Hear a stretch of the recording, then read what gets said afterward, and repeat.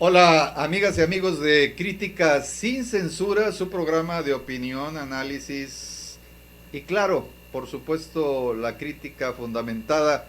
Esta noche es una producción, como siempre, de Fernández y Castañeda, RB, Periodismo Digital Evolutivo. Hoy vamos a tratar un tema que es el que nos preocupa a todos en México, ya que no hay latitud en la República Mexicana que no se vea afectada en gran parte y en sus diferentes manifestaciones, y hablamos del fenómeno de lo que es la violencia social en nuestro país. Y para ello tenemos a un destacado psicoterapeuta, Gabriel Rubio Vadillo. Muchas gracias. Un gusto estar aquí esta noche. Muchísimas gracias por invitarme a tu programa.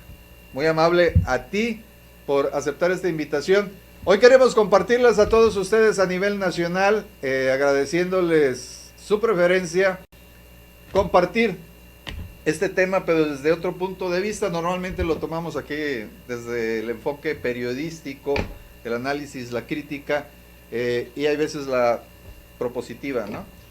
Pero hacía falta incluir el punto de vista psicológico, y nada menos que él es un destacado psicoterapeuta, además muy conocido, ¿sí? Pues ahí andamos echándole trancazos. Con buen prestigio. Cuéntanos un poco de ti para que nuestro auditorio se vaya familiarizando contigo. Muchas gracias. Pues bueno, es un gusto estar aquí compartiendo contigo este espacio tan destacado que tienes. Por lo que he visto en redes sociales, pues se ha posicionado de alguna manera, pues por ser, además de crítico, objetivo. Y yo creo que estamos en una época en donde la gente valora mucho, sobre todo en redes sociales, que el contenido que se le aporta realmente tenga un contenido, tenga un valor vinculado a la realidad, que sea muy concreto, muy objetivo y sobre todo sustentado, ¿no? Bueno, yo en mi campo como psicoterapeuta me enfoco mucho al trabajo, al análisis de las emociones, particularmente las emociones perturbadas, complejas, problemas emocionales graves. Y bueno, dentro de eso estudiamos la agresión como un fenómeno psicobiológico natural del ser humano cuando opta por ello como un mecanismo de defensa o adaptativo, pero también desde una visión patológica cuando el medio pues corrompe a la persona, cuando ha crecido en una familia con una dinámica sumamente dañina, destructiva. Y bueno, esto nos ha llevado a realizar pues a lo largo de 21 años un trabajo de investigación en el ambiente clínico con muchísimas personas que acuden a terapia tanto en el rol de pareja, individual o familiar, buscando justamente trabajar de fondo con estas emociones, ¿no? Ir disminuyendo la violencia en todas sus formas. Y bueno, también me dedico pues al campo de la comunicación a través de diferentes medios digitales, radio, televisión, prensa en la localidad. Y pues es un gusto poder hoy colaborar por primera ocasión con tu espacio.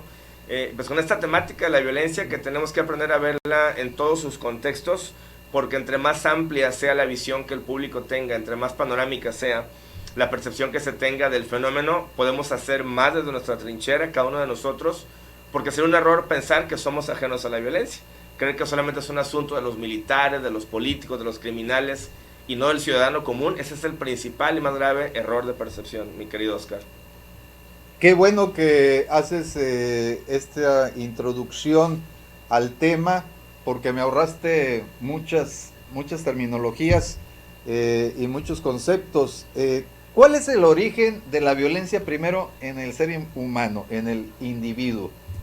Bueno, la violencia como tal está vinculada a lo que es un impulso agresivo, que desde el enfoque del psicoanálisis resulta normal y natural y necesario para el ser humano, para cualquier organismo vivo, porque te ofrece un fin adaptativo. Es decir, la agresividad o la agresión como tal pues es un impulso o una pulsión en el lenguaje psicoanalítico que es necesaria para equilibrar el balance entre el sentido de protección que el ser humano requiere, entre el sentido de defensa y ataque cuando se siente amenazado por una circunstancia, y se entiende que bueno, es un impulso reactivo en todas las especies animales, pero en el ser humano se entiende que nuestras habilidades de tipo cognitivo, dadas por el avance en la evolución del cerebro superior de la zona cortical o del famoso neocórtex, ¿verdad?, que es lo que nos distingue del resto de los animales, pues ahí cumple una función de regulación, aquello que una persona, cuando le da las herramientas, los elementos necesarios para su sano desarrollo, pues va a desarrollar lo que se llama un control de impulsos.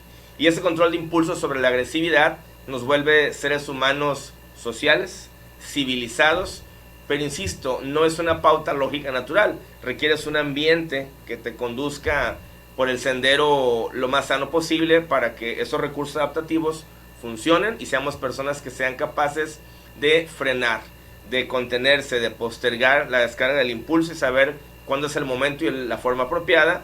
Y eso evita que vayamos por la vida pues golpeando gente, pisoteando a los demás, agrediendo, porque sabemos que bueno, nos meten problemas, nos sentimos también preocupados por otros, somos empáticos, podemos pensar en el bienestar del individuo que tenemos enfrente y no solamente de una manera egoísta como sería un principio instintivo, reactivo del resto de los animales, ¿verdad? Sin embargo, bueno, pues algo que es muy en claro en el aspecto social en México es que justamente esos elementos necesarios del ambiente que pueden garantizarte pues una convivencia sana emocionalmente hablando, no están presentes en gran parte de México, brillan por su ausencia y bueno, esto ha ocurrido a través de muchas décadas, de generaciones y hace mucho ya que nos estalló la bomba en la mano y hoy tenemos esta realidad pues bueno, que nos coloca lamentablemente, si no en el primero, por lo menos en uno de los 5 países más violentos a nivel mundial.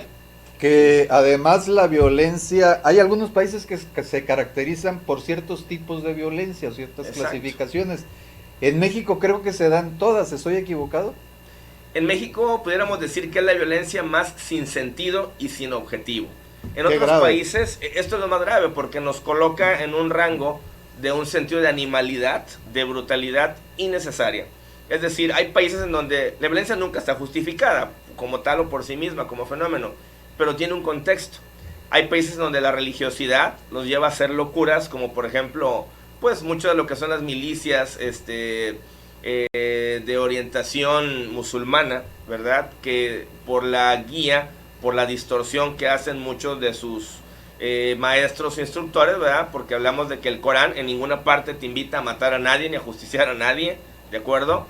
Pero bueno, la simbología erróneamente interpretada pues ha hecho de esto una visión muy radical en muchos grupos y que bueno, tú entiendes que por una cuestión religiosa o racial, estos pleitos, que bueno, siguen siendo un absurdo para el mundo, pero hay un contexto, hay una ideología, una filosofía, por errática que sea, pero existe una filosofía, existe una ideología que hace que la gente crea de fondo que un atentado terrorista, por ejemplo, pues tiene un cometido divino y tiene un fundamento. Ellos no lo ven o no lo perciben como algo erróneo porque crecieron desde muy pequeños adoctrinados en este tipo de ideología, ¿no? Hay otros lugares en donde, bueno, la lucha por sobrevivir, el hambre, las guerras internas, la violencia, la guerrilla, ha hecho que la gente aprenda a defenderse, a atacar, a matar para sobrevivir, como por ejemplo vemos en muchos emigrantes de algunas zonas de Europa, algunas zonas de África, por ejemplo, que están pues totalmente asolados por la pobreza, por el hambre, por las enfermedades y que bueno, buscan huir y es gente que no tiene nada que perder, que han perdido a su familia, devorados por tiburones en el mar, masacrados por los mismos Grupos étnicos. grupos o guerrilleros, etcétera. Entonces, la violencia se entiende en un contexto de gente que está peleando ahí por hambre, por su vida, por un territorio, ¿me explico?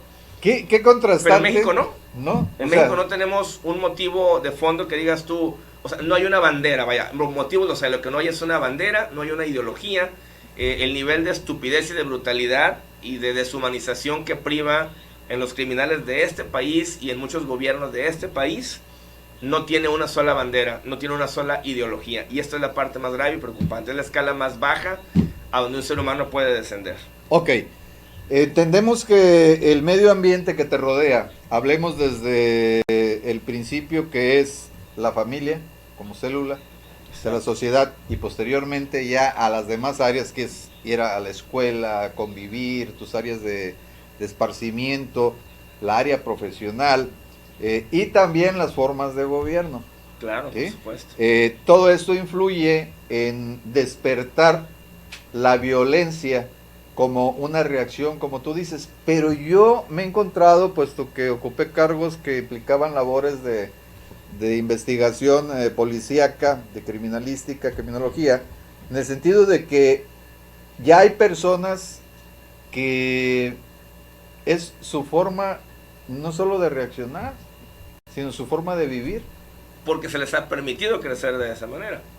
Es decir, si hubiera los elementos contenciosos para esa naturaleza que per se pues puede llegar a ser violenta, el temperamento varía de persona a persona, pero bueno, evidentemente para eso existen los instrumentos civilizantes que una sociedad tiene, y el principal de ellos, tú lo mencionaste, es la familia, y ahí justamente en la familia en donde está pues el hoyo negro, o sea, por donde se está yendo todo esto es la familia, no es el gobierno en primer término. Claro que están fallando gravemente los gobiernos, claro que hay una falla en los líderes, pero entendamos esto, esos gobiernos, esa gente del gobierno procede de una familia, vienen de una historia, vienen de una época, de una generación, de una década, en donde ha privado o se ha caracterizado un fenómeno que aquí en México es muy muy visto, que es, además de la violencia, la profunda indiferencia social, una apatía, una indolencia brutal hacia lo que nos rodea, hacia quienes tenemos a nuestro alrededor.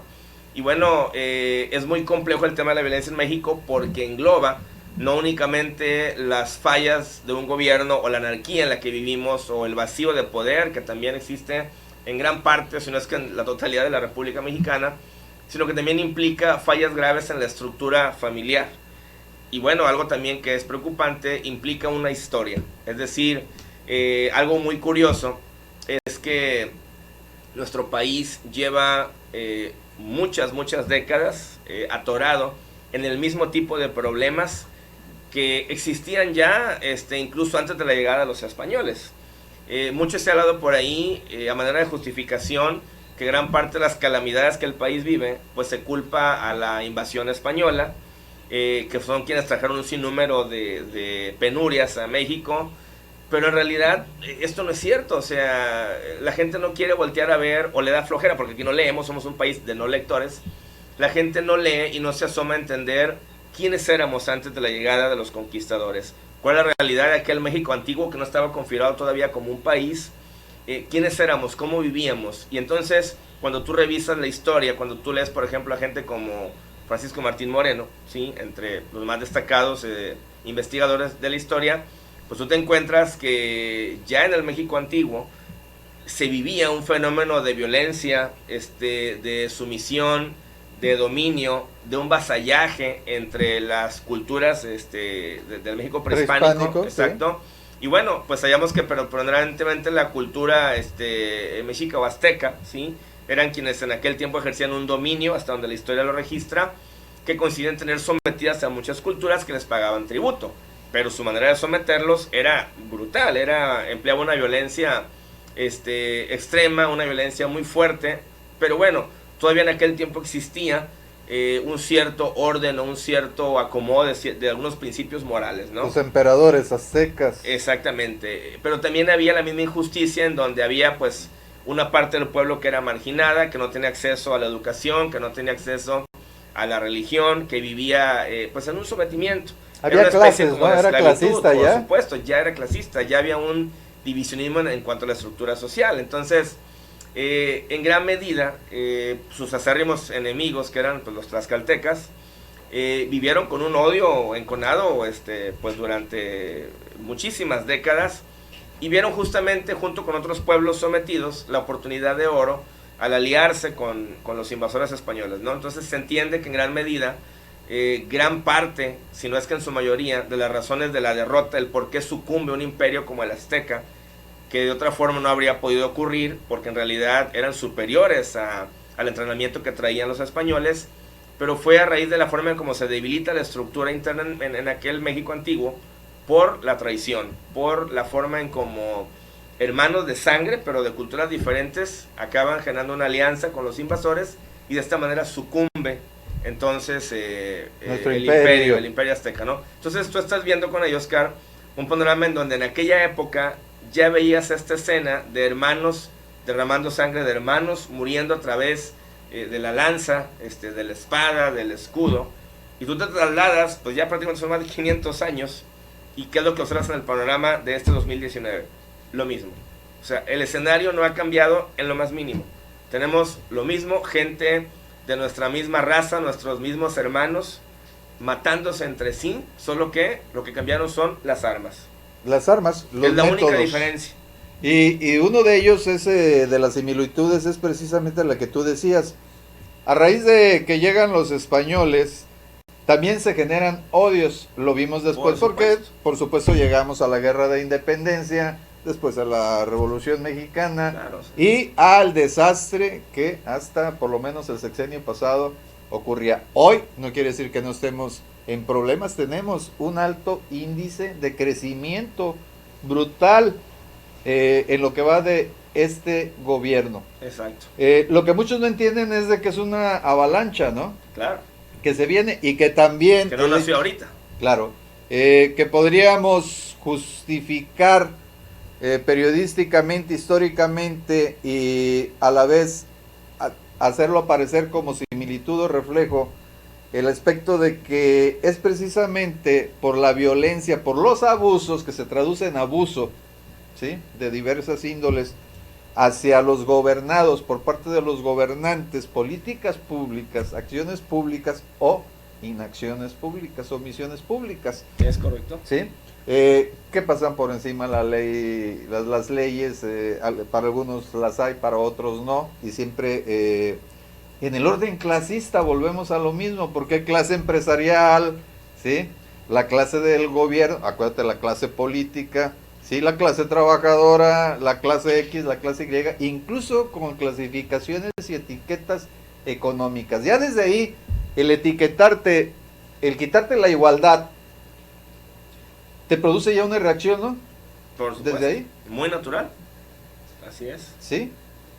Y desde ahí se empiezan a enraizar o a crecer qué tipo de pensamientos, qué tipo de expresiones, de manifestaciones o actuar en los individuos.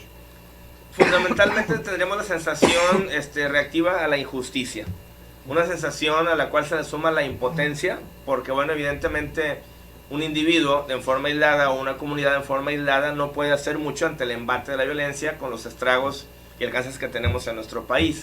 Sin embargo, una sociedad que se organiza sabe y entiende que obviamente va a pagar un costo muy alto, pero que si permite y que si deja que esto siga avanzando, evidentemente llegará a un punto en donde, donde no habrá un retorno y vamos a sucumbir, a llegar a una escala en donde pues, prácticamente estaríamos al borde de una guerra civil, ¿no? Quizá pueda parecer una exageración, pero sin embargo cada vez es más común que escuchamos verdaderas matanzas, masacres, como lo que ocurrió recientemente con los policías en Michoacán, tengo entendido. Y Guerrero últimamente. Ajá, y en Guerrero el último enfrentamiento, en donde, bueno, cada vez es más común y nos asustamos menos al oír el número de muertes que se producen. Nos vamos acostumbrando, ¿no? Sí, te has habituado, ¿verdad?, a esto. Recientemente tuvimos una visita, no recuerdo exactamente su nombre ni su cargo, pero era una funcionaria, una investigadora que analizaba justamente el fenómeno aquí en México de la violencia creciente. Cuando ella vino, estuvo aquí en la Casa de la Cultura en Tampico, y algo de lo que ella hacía mención muy fuerte era que observáramos la forma, y yo quisiera, bueno, que tú nos compartieras también tu opinión, de qué sigue. O sea, hemos ido descendiendo una escalera, es una espiral descendente, hacia una pérdida absoluta, una pérdida total del sentido humano. Noticias atrás, o años atrás, veíamos noticias en donde, por ejemplo, nos escandalizaba incidentes en donde había papás que mataban a sus hijos a través de la violencia, de golpes, de actuaciones tremendas en ese sentido. Después, aquí mismo en Tampico nos acudíamos con aquella experiencia que fue muy sonada, de un chico de bachillerato que asesina a su papá, un médico muy conocido aquí en Tampico, que lo asesina con otros estudiantes, los asesinan a golpes, a batazos, a tubazos. Y hubo una época en la que, bueno, era algo muy repetitivo el que había hijos asesinando a sus padres. Después, esto fue algo que ocurrió años atrás y que igual ya nos acostumbramos también. Empezaron a ocurrir en México las primeras muertes de niños a manos de otros niños. Entonces la doctora, la persona que investigaba esto, hacía este planteamiento, ¿no? Dice, el ser humano ha ido descendiendo, alcanza la cultura en México, cada vez más a escalones de una gravedad increíble. Y dices, ella se planteaba esto, ¿no? ¿Qué hay abajo de ese último escalón al que ya pisamos? Ya tenemos ahorita niños asesinando a niños. Sí. El asunto de los niños sicarios para aquí ya se volvió algo muy común en nuestro país. Entonces lo que ella preguntaba es, ¿qué sigue? O sea, ¿a qué escalón más bajo se puede descender? ¿Los hay? hay escalones más abajo, venimos en ese orden, papás matando a sus hijos, hijos matando a sus padres, niños matando niños. ¿Qué hay más abajo, mi querido Oscar, desde tu apreciación como periodista? ¿Qué sigue, o sea, para nuestro México? La responsabilidad que deben de tener los gobiernos, que cumplan, porque constitucionalmente, y nadie les obligó, ellos mismos emitieron esta constitución en la cual ellos garantizan, se atrevieron a garantizar el bienestar y la seguridad, por no tocar otros temas más que otros derechos que tenemos. ¿Por qué? Porque desde los españoles, desde aquella conquista, empezaron los abusos, ¿sí? Que, como ya comentamos, bueno, terminaron en una independencia, ¿sí? Después siguieron los abusos por las clases altas sociales, ¿sí? Y el esclavismo, y llegamos a una revolución mexicana, ¿sí? Después de la revolución, toma el poder, pues, representantes de esa revolución, y toman nada más el poder y actúan como los que derrocaron, hasta el antiguo o el recientemente sexenio de Peña Nieto. ¿Cómo? Robando, ¿sí? Y esto, al robar y al obligarte a robar, y con descaro, que fue lo que más nos marcó como cultura. además, pero no lo queremos aceptar. Además, si en el Supremo Tribunal de Justicia de la Nación tenemos todavía delincuentes, no obstante que se acaba de ir Mora, acaban de correr a otro más y faltan unos 3 más, se los adelanto, se los vuelvo a compartir, siguen más. Los gobernadores, oye, en aquel entonces los virreyes, ¿sí? Los hacendados. Sí, fue una actualización, pero del mismo modelo de abuso y de usar el poder para servirse y no para servir. Empresarios que hoy están abusando, quitándole junto con los gobernantes la riqueza del país que debe de esparcirse entre los mexicanos. Hay odio, por eso llegó Andrés Manuel también, por eso habían cambiado primero al PRI y llegó Fox y la regó, ¿sí? Llegó Calderón y la regó, tuvo excedentes petroleros como para pagar la deuda, ¿sí? Y todavía mejorar a México, no lo hizo. Ahora siguen hablando, ¿sí? Fustigando a un gobierno que comienza lento, hacen falta más acciones, se ve muy pacifista, pero ante una nación ya violenta, que es lo que nos preocupa y por eso nos reunimos para compartírselos a ustedes, es de que haya una descomposición desde el individuo, la familia, porque ha habido una disociación, ya no son los tipos de familias de antes, en que la madre casi se encargaba de llevar las riendas en la casa, en cuanto a la educación, ¿sí? Cómo se comportaran los hijos. Hablo del modelo de tal vez de principios del siglo pasado, hasta llegar al punto en que la pareja que tiene hijos hoy se ve obligada a trabajar los dos, desatender ya como familia propiamente a los hijos, dejarles esas responsabilidades a otros, porque si no, no hay la entrada económica para satisfacer las necesidades, claro, en un mundo consumista globalizado. Esto produce también reacciones. Por supuesto. Y de hecho hay una asociación muy fuerte, sin con esto querer que suene con un tinte misógino, ni que condene la labor que hace la mujer al estar trabajando fuera de casa, pero estadísticamente sí se aprecia en México un resquebrajamiento en la estructura dinámica social a partir de que ya están ambos miembros de la pareja fuera de casa trabajando, buscando el sustento, ¿no? No estamos diciendo con esto que esa sea la causa, la razón directa por la cual la descomposición social se nos viene encima, pero lo que sí es notorio a través de los números y de las fechas de la estadística es que, bueno, justamente a partir de esa línea en donde hay una incorporación de lleno de la mujer al ambiente laboral y un dejar de lado, pues prácticamente por entero, la cercanía con los hijos en casa, pues ahí es donde empieza esta gráfica en años, y esto es medible, está en internet, y empieza a venirse abajo lo que en algún tiempo fue aquel México relativamente pues tranquilo, o que por lo menos podías vivir con cierta paz. Y bueno, lo que estamos diciendo con esto no es que en cada casa de una madre, de una mujer trabajadora, hay hijos delincuentes, porque no es así. Tenemos muchos casos de mujeres que son trabajadoras, que están la mayor parte del tiempo fuera de casa, y sus hijos son personas admirables y de gran trayectoria. ¿Qué ha pasado? Que supieron cómo compensar la ausencia en tiempo, y entonces emplearon un tiempo de calidad para mantener la cercanía y el control y la dirección de la familia entre mamá y papá. Claro. Pero no en todas las casas está pasando eso. No, yo noto que precisamente porque es importante, fundamental la función de la mujer, ¿sí? Dentro de las casas. Se le extraña, es precisamente por eso que lo menciono, se extraña eso porque antes incluso, ¿cuántos psicólogos había? Mi estimado Gabriel, nuestros psicólogos, como le sacan ahí en los memes, ¿qué eran? La chancla, te corrijo las conductas. La terapia, por supuesto. ¿Sí? Así los cordones de plancha, a mí me tocó, los jalones de orejas, etcétera, sin pasar al abuso propiamente, ¿sí? Ahora, tenemos problemas de alcoholismo, de drogadicción, ¿sí? Problemas mentales, porque mucha gente no quiere tomar en serio lo que es la salud mental. Se da todo este desbarajuste en medio de malos gobiernos, de malas políticas sociales. Tenemos instituciones, por ejemplo, ayer me rebotó, me golpeó la cara de que en el Instituto Mexicano del Seguro Social aquí en Ciudad Madero, pues no hay neurólogos. ¿Sí? Algo tan importante, algo están haciendo mal. Por supuesto. Sí, aparte de lo que ya habían hecho. Pero lo que veo es una lucha entre mexicanos contra mexicanos. Quienes asesinan mexicanos son los propios mexicanos, sí, del lado ilegal o del lado legal.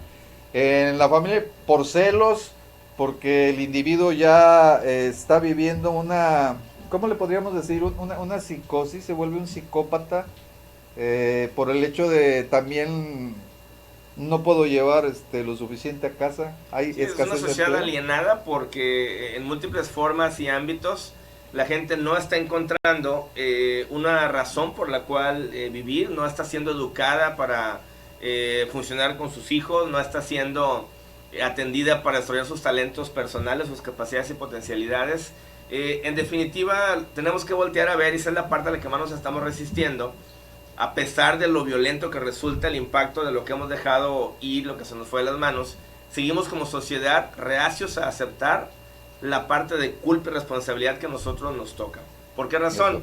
Porque bueno, evidentemente el enviar más tropas, el enviar más seguridad, pudiera paliar en un momento determinado el índice delictivo en algunas zonas. Sin embargo, esto no es pues el remedio a la medicina universal. ¿Por qué razón? Porque te encuentras que dentro de las mismas corporaciones, ya sea policíacas o militares, pues tenemos gente que abusa de sus funciones, que se extralimita, que se vende al bando contrario. Entonces el problema sigue siendo de carácter moral. O sea, esto donde nos lleva es un gigantesco tobogán que nos desemboca en algo que tiene mucho que ver con la cuestión moral, con la conciencia humana. Y esta es la parte en donde la labor no puede corresponder exclusivamente al gobierno, sino que tiene que ser la familia quien retome el sentido y el rumbo de todo esto que se está viviendo, ¿no? Entonces, sí sería muy urgente que pudiéramos desde diferentes trincheras promover pues una cruzada en contra de la violencia que involucrara fundamentalmente a la familia. Imagínate un incendio provocado por una fuga de combustible. Tú puedes llevar los camiones y cisterna y pipas que gustes a apagar ese incendio, pero es un incendio provocado por una fuga de combustible. Mientras tú no cierres la válvula que alimenta esa fuga, no se va a parar nunca el incendio. ¿Por qué razón? Porque la presión de esa fuga de gasolina es brutal. Entonces, ahí se puede ir la vida combatiendo con agua, manguerazos, algo en donde no se ha cerrado la válvula, ¿no? Entonces, ¿cuál es la válvula que representa nuestra estructura social? La podredumbre de la familia, la manera en cómo comenzó a alienarse, a desvirtuarse el sentido del qué hacemos en familia juntos, el por qué y para qué estamos compartiendo un techo y cuáles son las funciones que a cada quien le toca. ¿Por qué insisto tanto con la parte de la familia, mi querido Oscar? Porque bueno, digo, tú recordarás y debe haberte tocado parte de ese México y de ese tiempo, la época en donde la gente dormía sin rejas, sí, no había protecciones en las ventanas ni en las puertas. Tú puedes dejar tu casa con la puerta sin seguro, se la cargabas al vecino, nadie se metía a tu patio con una mala intención. la gente no andaba con la zozobra de que donde andan sus hijos en la noche, podían incluso estar en la madrugada, se iban al río, se iban a la playa. Sí. No había un problema de que angustiarte por estar a altas horas de la noche, salvo los moscos que siempre han estado aquí. Pero estar tú en la banqueta a altas horas de la noche no era un problema. Tus hijos podían irse el día de la Virgen a dejar serenata, andar toda la noche en la calle con la guitarra, con los amigos de la iglesia, en fin. Y tú te dormías tranquilo sabiendo que iban a llegar o llegaban al día siguiente y no había la angustia de qué pudiera pasarles. Y dime tú, hoy, ¿quién duerme tranquilo con un hijo que no ha regresado a casa? Estás hablando desde los 50. Pero ese México existió. Claro. O sea, sí hubo una época en donde la familia no se había podido, donde la sociedad no estaba bombada. O sea, hubo un México diferente. Y si se empezó a venir abajo, es absurdo o sería ingenuo pretender culpar únicamente a las esferas del poder, porque al final de cuentas la gente que va a las esferas del poder no llegó al espacio exterior. ¿Provienen de dónde? De una familia. Provienen de una generación, provienen de una estructura familiar que en un momento determinado extravió, se perdió en cuanto a cuáles eran sus funciones. Tenemos que voltear a ver y hacer una investigación exhaustiva para entender en qué momento la familia dejó de cumplir con sus funciones, en qué época y en qué circunstancias y por qué razones dejamos de hacer la parte que nos tocaba en la sociedad. ¿La moral familiar? De ahí partimos. Es una cuestión, al final de cuentas, en todo esto de moral, de una inteligencia interior que te hace saber lo que es correcto y lo que no, y que a pesar de saberlo tú decidas transgredir y atropellar y pasar por encima de lo que sea, porque sabemos que hay un periodo de impunidad, que no hay un castigo. Entonces, es un cóctel, van muchas cosas de la mano. No se puede culpar directamente a que es simplemente el sistema de gobierno el que ocasiona todo esto. O sea, es en parte el gobierno y en parte nosotros mismos como individuos. Por supuesto, pero la génesis es la familia. Porque en un tiempo hubo, como los hay ahora, no podemos generalizar, pero en un tiempo hubo políticos predominantemente honestos. Sí. En un tiempo hubo encargados al frente de la policía, de una ciudad, de un ayuntamiento, de un gobierno, gente que era honesta, gente que era comprometida. Corrupción siempre ha habido, gente que se equivoca y que es egoísta y que roba siempre ha existido, pero bueno, se le cortaba, se le separaba, se le castigaba, se le juzgaba, pero predominantemente sí tuvimos una época de paz. Sin embargo, insisto, empezamos a descuidar ciertos aspectos.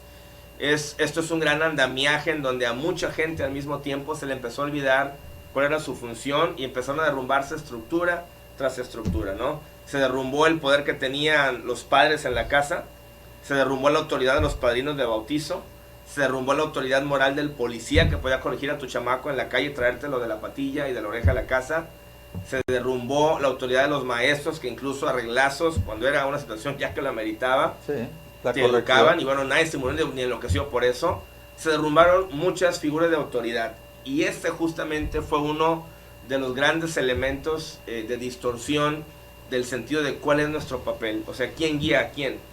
Hoy entiendes que tenemos niños que saben arrestar sus derechos, pero que no entienden de obligaciones, porque nadie se las estuvo enseñando ya. No los educaron de esa manera. Ok, pero también debemos de reconocer de que hay personas bien intencionadas, bien moralizadas, ¿sí? Éticamente también correctas, honradas, ¿sí? Empresarios honrados que sí pagan lo que deben a los, que no andan escondiendo al fisco, etcétera, hay de etcétera. todo. Hay de todo. Pero este robo indiscriminado que han ido llevando los gobiernos, los gobernantes, si hubiesen sido esparcido, gozásemos de más bienestar en todos los sentidos. Se abajan las presiones, porque una persona presionada, ¿sí?, obligada a llevar de comer, se le invita a delinquir. Por supuesto. Es uno de los grandes factores. Que dicen, el único. Alguien bien educado prefiere morirse de hambre, pero la familia no. O sea, aquí vamos a encontrar, seguramente nos van a crucificar, algunos a Gabriel, otros a mí, a los dos juntos o no, por este tipo de cosas, pero es que son diferentes prismas, ¿sí?, diferentes ángulos de donde se tiene que ver todo esto. O sea, hay gente que es obligada a delinquir, claro, a ser violenta, porque el tema es la violencia.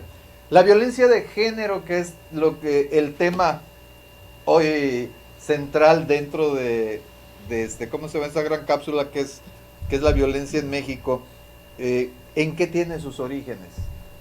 Fundamentalmente, esto tiene mucho que ver con la cuestión de la estructura, de los valores dentro de casa, del sistema de enseñanza, de la ausencia de convivencia, del escaso tiempo que hoy se tiene para compartir con los hijos, y del asunto. Este estudio lo realiza un escritor, un psicólogo, un investigador, que es Jesús Amaya, en su libro Padres Obedientes, Hijos Tiranos. Él habla de un punto crucial, él habla de una bifurcación en el camino de la educación, en el momento en el que los padres de determinada época comenzaron a enarbolar esta bandera del yo no quiero que mi hijo pase por lo que yo pasé, yo no quiero que él viva lo que yo viví. Y entonces empezaron a hacerse muy amigos de sus hijos. ¿Cuál fue el problema? En México, al parecer, tenemos alergia al famoso punto medio. No supimos dónde era esa posición en la recta numérica que te mantiene un equilibrio. Y entonces vino un dar desmedido, vino un consentir, vino un permitir, vino un tolerar, vino un pasar por alto. Y entonces dejamos de ser guías de nuestros hijos para volvernos negociadores con nuestros hijos. Dejamos de ser padres de familia para volvernos amigos y cuatachos de nuestros hijos. Y eso es uno de los puntos muy, muy graves que señala el matrimonio Amaya, porque lo hace junto con su esposa esta investigación, del declive de la autoridad en las familias mexicanas. Y este es el panorama que tú ves, porque hoy me habla gente que quiere llevar a sus hijos a terapia, pero que me dicen, pues es que mi hijo se niega a ir a terapia, ¿cómo le hago para convencerlo? O venga usted a mi casa. Dices, bueno, pues yo me imagino que su hija tenga unos 40 años para que tenga el poder de resistirse. No, y son chicos que tienen 8, que tienen 10, que tienen 2, que tienen 15. Y resulta que ellos mandan en casa, que la mamá y el papá ni siquiera tienen ya la autoridad para decirle, vamos, si no es importante, vamos a ir a terapia porque yo lo digo. O sea, ahora lo tienen que consultar con los hijos. Pero es que también tienen la facultad los hijos de denunciarte ante autoridades. Sí. Y les hacen caso. Es lo terrible porque hablamos de un derecho malentendido. O sea, ellos pierden de vista el hecho de que, pues bueno, les asiste el derecho y la obligación de denunciar, por supuesto. Están en el derecho y la obligación de denunciar si son golpeados injustamente, si son maltratados, si son vejados o humillados. Pero el punto es, de nuevo, a lo mismo. O sea, el exceso, el abuso de esta facultad que la ley me otorga, que son los derechos, que en donde yo, pues bueno, tendenciosamente por los vacíos y lagunas legales que hay, entonces asumo que yo puedo hacer lo que quiero, lo que me venga en gana y que no va a pasar nada. Entonces tienes un país del absurdo, como esta persona que está en la cárcel por haberse defendido de asaltantes, que hiero mató a uno de ellos y que está encarcelado porque se defendió cuando lo atacaron entre 2 o 3 personas. Entonces, ese país del absurdo, estas leyes aberrantes y distorsionadas que facultan a un delincuente a denunciarte porque intentó matarte cuando tú querías matarlo primero. O sea, hemos llegado ya al extremo de la sinrazón, al extremo de la interpretación que cae en lo ridículo sobre las leyes, y que bueno, pues evidentemente con este tipo de panoramas pues se sigue avivando el fuego de la impunidad. Es que queremos llegar al punto de que, por lo menos desde que me preguntaste a mí cómo lo veía, es de que hubo un total desapego, desentendimiento de las obligaciones del gobierno. Volvemos a lo mismo. Ellos andan buscando los puestos, ¿sí? Quieren ser presidentes, gobernadores, etcétera. Nadie los obliga. Pero van por dinero, van por otras cosas. Sí, no asumen lo que implícitamente y explícitamente claro. Conviene. Mira, acabo de tener el dato ayer porque el secretario de Seguridad Pública, Durazo, nos dice que en Tamaulipas, ya ves cómo está la situación, ya saben ustedes cómo está la situación, no solamente es Guerrero ni Michoacán, es recientemente, pero casi sostenido, Reynosa, Matamoros, Nuevo Laredo y lugares circunvecinos, la famosa también columna armada, ¿sí? Oye, nos hace falta el 71% de los policías que se requieren de acuerdo a la norma internacional por ciudadano, que se calculan por ciudadano. Bueno, y la lana que se había dado para eso, ¿qué? ¿Dónde está? Sí, entonces, nos dejan a merced también de quienes pues son criminales, son abusivos, se exceden. Entonces, aquí le vamos a echar la culpa a la familia. Se está muriendo de hambre, viene y le dicen, ¿sabes qué? Trabajas con nosotros, te metemos de burrero, te metemos tú me distribuyes las drogas en las escuelas. ¿Sí? De ahí empiezan a captar a chamaquitas, Sí, y se son... graba porque ellos saben, una, que este malentendido de la minoría de edad, pues nos faculta para delinquir y no vas a ser procesado. Claro. Cuando de entrada es algo que hemos señalado mucho, hay un gravísimo error en las estructuras legales porque la mayoría de edad es un criterio considerado desde una perspectiva psicológica, analítica, y nunca se ha actualizado. O sea, tenemos décadas considerando que la mayoría de edad es a los 18, cuando en realidad la humanidad va evolucionando y es mucho más consciente a épocas previas a lo que legalmente está establecido.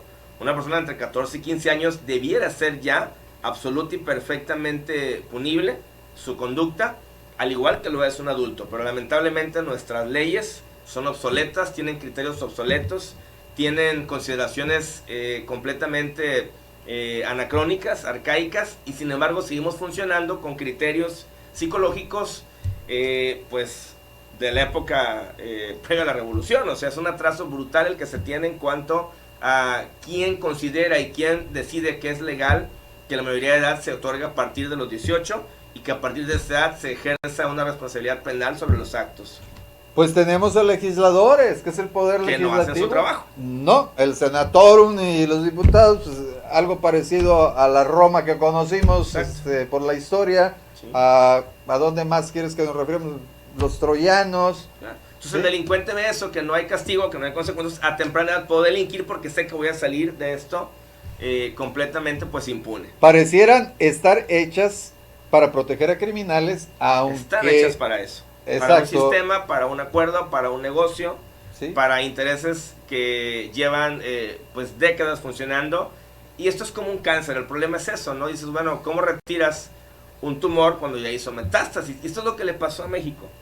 El problema de la violencia, el problema de la podredumbre, el problema de la deshumanización ya hizo metástasis. Entonces tú tienes a familias que tienen un primo, un tío, un hermano o más gente que se dedica a delinquir, pero que evidentemente al final no va a denunciar, y que la familia vive de esas dádivas que reciben de sus familiares criminales, a sabiendas de que es un dinero mal habido, que está manchado de sangre, y la familia se excusa porque, bueno, pues es que es mi pariente, ¿cómo lo voy a denunciar, no? Ahí están los pueblos de huachicoleros. Sí. Todos, toda la familia. familia. Los niños crecen viendo y viviendo y defendiendo y sus padres los meten a trabajar en eso. Entonces, en la ilegalidad. Entonces, supuesto, sí tiene responsabilidad del gobierno. Por entero, de hecho, claro que sí.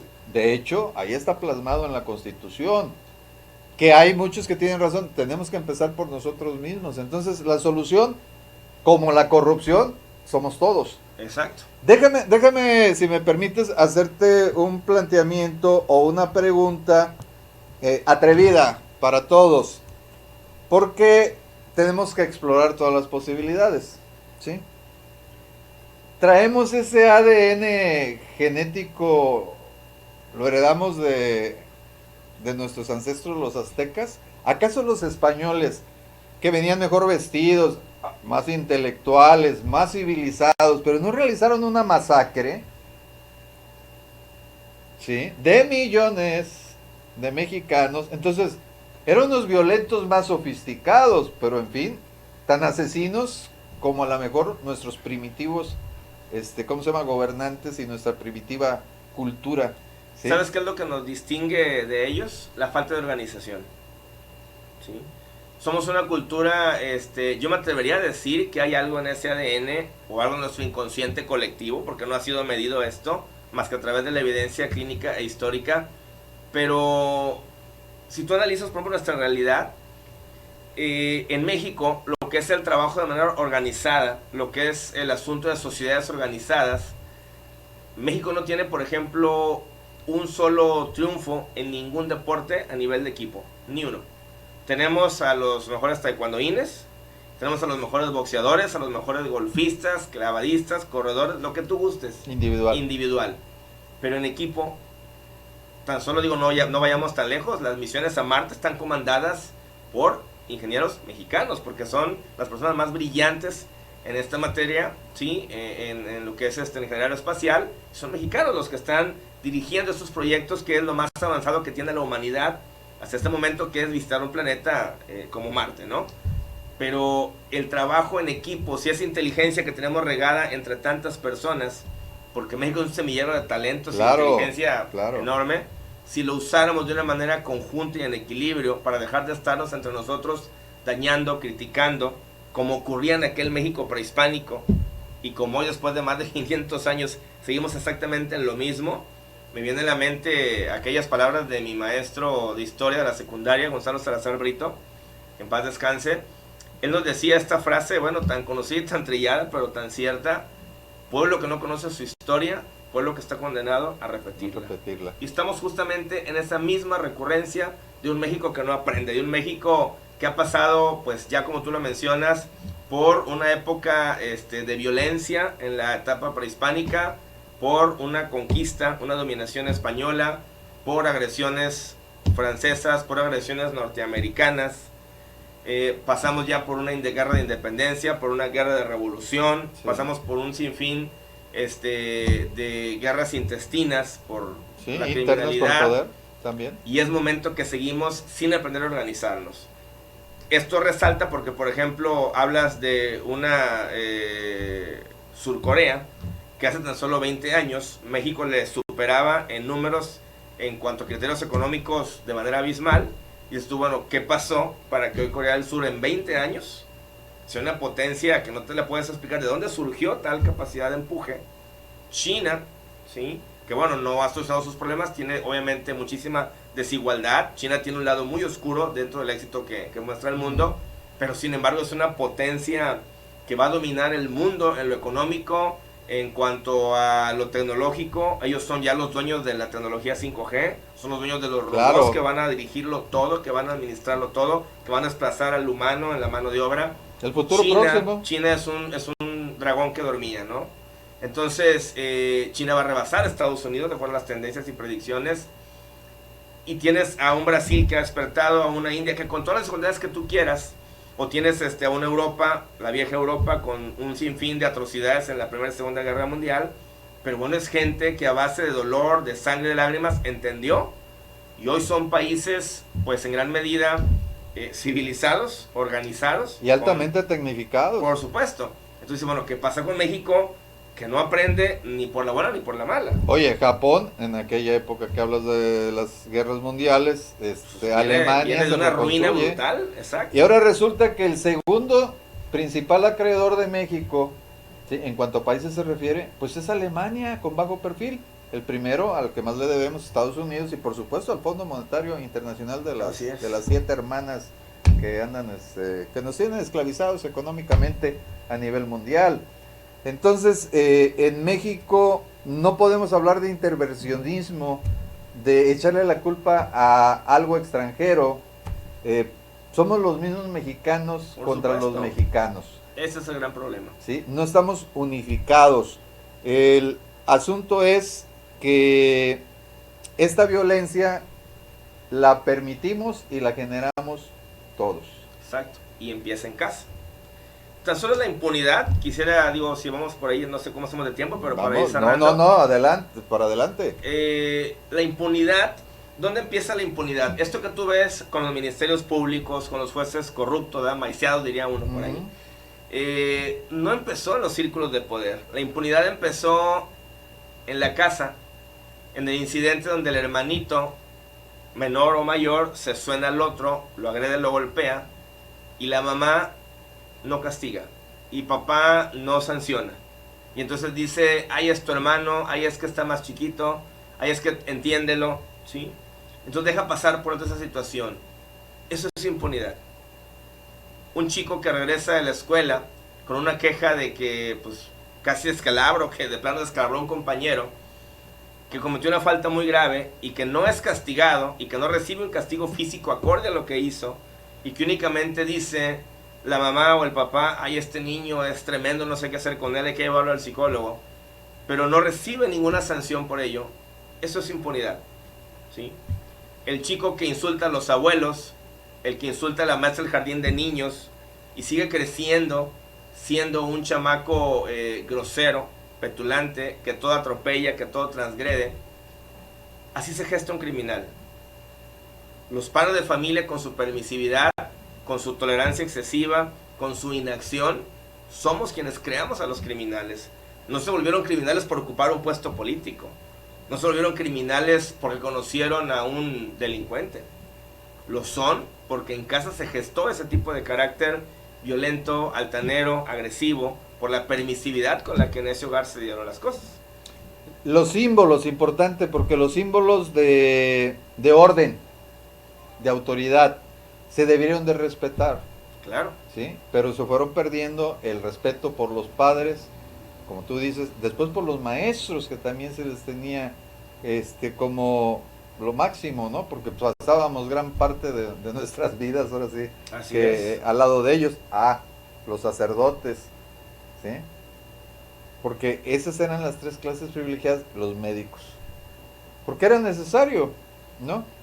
Ahora, curiosamente... Fíjate, perdón que te interrumpa, pero ¿sí? en esa comparativa que tú haces, si quieres hacer un común denominador, lo vas a encontrar. Es la falta de la moral.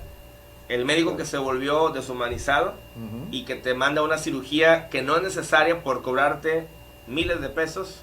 El sacerdote que se corrompe y que hace, o un pastor que hace de su iglesia o de la fe un negocio, o que entra al abuso sexual infantil. Así es. El abogado que te cobra a las esperas de la Virgen cuando realmente no lo amerita el caso que lleva. O sea, el deshonor está siendo lo que permea la estructura social, las diferentes profesiones, pero insistimos sobre todo, esto nace de casa. ¿Cómo podríamos concluir? La solución está en cada uno de nosotros, irnos sumando. No hay otra forma. Mira, yo no veo más que dos panoramas posibles, ¿sí? A como pinta el asunto, yo únicamente veo dos desembocaduras posibles. La menos deseable, y que lamentablemente, digo, no quiero ser ave de mal agüero, ni un pesimista, ni compartir una visión negra, pero si el ritmo de la violencia sigue como apunta ahorita en la actualidad, vamos camino a una guerra civil no muy lejana. Vamos camino a una sociedad que va a empezar a armarse, que va a empezar, ya lo hizo, pero lo hace por segmentos, no de manera organizada, pero estamos a la vuelta de la esquina, estamos viendo asomarse el momento en que la sociedad comience a armarse y comience a relevar a las estructuras de los gobiernos del poder que les otorgó y que durante siglos no han ejercido. Vamos camino a eso. Ya llegamos a una desobediencia civil, a una Venezuela, y no estoy con ello diciendo que... O Colombia. Ajá, ¿verdad? O que la 4T sea el culpable. No, hablo del pueblo como tal, del gobierno como tal, que históricamente ha fallado. Vamos camino a eso, o bien la segunda desembocadura, y que es la más deseable, y que es la que nos costaría mucha menos sangre, mucho menos dolor, es una reeducación desde los cimientos del ser humano, un replanteamiento de quiénes somos, qué estamos haciendo aquí, de qué estamos hechos y en qué nos hemos convertido, en qué nos queremos convertir, qué queremos transformar. En ese sentido, el actual gobierno, en el aspecto de brindarle mucha importancia a la moralización. Sí, se entiende el objetivo, se entiende, vamos, el músculo de fondo que se tiene detrás de todo esto, pero tenemos que entender que, volviendo al ejemplo del cáncer, ¿no? Podrás ser el mejor cirujano del mundo, cirujano oncólogo, pero no puedes hacer milagros. ¿Cómo le haces cuando ese cáncer ya hizo metástasis, cuando tiene invadido la totalidad del cuerpo? ¿Qué cortas? ¿Qué dejas en la persona? ¿La cabeza? ¿El corazón? ¿El hígado? No puede funcionar por sí solo. Pero entonces dejar morir la sociedad a esa parte no, indefensa. No, pero es la parte que tenemos que entender, en donde ciertamente pues hay lamentablemente a nivel nacional un sinnúmero de intereses que no van a poder ser removidos porque es imposible, ¿sí? Imposible de plano que una estructura de gobierno con los recursos que posee pudiera combatir a un país que está podrido hasta sus entrañas. Por mejor que sea, la decisión de uno de unos cuantos que están en una cúpula, tienes en cada uno de tus círculos gente que está podrida y de la que no necesariamente puedes, porque si prescindieran de toda esta gente podrida, pues nos quedaríamos sin gobierno, así de sencillo. Pero también pasa lo mismo con la sociedad. O sea, ¿en qué familia no ocurren cosas que son deshonestas? ¿En qué familia no ocurren atropellos? ¿En qué familia no se tira basura por lo menos en una parte de sus miembros? ¿En qué familia no hay un abuso sexual? Uno mismo, o sea, yo cuántas veces no me equivoqué, algunas inconsciente, algunas conscientemente, por exacto, supuesto. Entonces tiene que haber un replanteamiento del cómo tengo que, un reinventarme podría ser la palabra adecuada. Tenemos A México que le urge que reinventar la a gente México. se reinvente, exactamente. Que Desde se la transforme. persona y desde la familia. Pero necesitan un ejemplo, un líder. Debe de ser en este caso, por ejemplo, pues el que más sacó votación, que es Andrés Manuel. Que no voy Sí. de acuerdo con él en muchas cosas, pero en muchas cosas yo creo que va bien. En este sentido yo lo veo bien. Sí, por supuesto. Y bueno, tenemos obviamente que darle el beneficio de la duda por el tiempo que aún resta. Pero lo que sería muy injusto es, tenemos el derecho y la obligación de señalar lo que nos parece incorrecto, de criticar cuando la justicia se imparte, sí se está impartiendo, pero bueno, en gran medida sentimos que va lento. Queremos seguir creyendo que hay sorpresas reservadas y que habremos de ver una justicia verdaderamente distinta a lo que hemos visto, de que los detienen, entran, salen alegatos legales y pasan su condena en casa, ¿no? Y después todo el mundo se olvida. México es el país de la amnesia. Cuando veamos que eso deja de ocurrir, entonces el pueblo comenzará a creer verdaderamente que hay una causa distinta y que hay una bandera distinta en este combate a la corrupción. Cuando realmente la gente se quede en la cárcel y no salga en base a alegatos legales, en base a vacíos legales o en base a acuerdos o en base al pago de fianzas con el mismo dinero que se robó, pues dime tú qué clase de justicia es esta, ¿no? Cuando eso deja de pasar, cuando dejan de fabricarse delitos que no se cometieron y de juiciarse a personas que son inocentes, pero que por compadrazgos y arreglos y por venganzas políticas se siguen dando, cuando eso se termine, la gente podrá convencerse de ese liderazgo que se pretende imponer, pero también sería un error pensar que todo es trabajo del presidente y que todo es trabajo del gobierno y que debemos estar sentados así como cruzados de brazos esperando que se resuelva. Ese es el peor de los errores que puede cometer la sociedad, permanecer impasibles. Yo no veo un error más grave de la sociedad que el permanecer cruzados de brazos queriendo que otro sea quien resuelva el problema que nos compete a todos. Correcto. Bien, si les parece, por el tiempo, que aquí no es caro, aquí es gratis, pero el tiempo de ustedes y el tiempo que también tiene nuestro estimado y especial invitado el día de hoy, Gabriel Rubio Vadillo, no se le olvide, psicoterapeuta y además ya muy experimentado, tiene sus propios programas de radio y por ahí nos apoya a muchos otros medios de comunicación. Con gusto estamos aquí sirviendo. Sí, te agradecemos y muchísimas te comprometemos. Gracias. Soy abusivo, hablando de abusos, abusivos, sí. Claro. Te comprometes, por favor, a volver con nosotros y seguir adelante con este tema. El tiempo de ustedes para mí es muy valioso y es un regalo el que nos otorgan pues, su atención, y aquí estaremos cada que se nos invite con mucho gusto. Amigas y amigos, esta es la función de nuestra empresa, llevarles a ustedes cada vez más información, pero que realmente les sirva, que realmente los ponga a pensar, a meditar. Sabemos que muchos no van a estar de acuerdo con lo que aquí se diga, muchos otros sí, a otros no les importa, pero seguiremos haciendo nuestro esfuerzo, ¿no? Claro, tú desde tu área profesional y nosotros supuesto. También. Amigos, amigas, ya saben, los queremos mucho. Yo soy Oscar Ramón Castañeda Montemayor. Les invito al programa de mi socio Mauricio Fernández Díaz, que es Noticias con Sentido y Sin Censura, el día de mañana a las 9 de la noche, y agradecer infinitamente su preferencia. Cada vez más nos estamos esforzando por llevarles mejor contenido y, por supuesto, plantear soluciones. Muchas gracias, Gabriel. Contrario, un placer estar aquí contigo y con tu auditorio. Espero muchas más. Aquí estaremos. Muchas gracias. Gracias al equipo.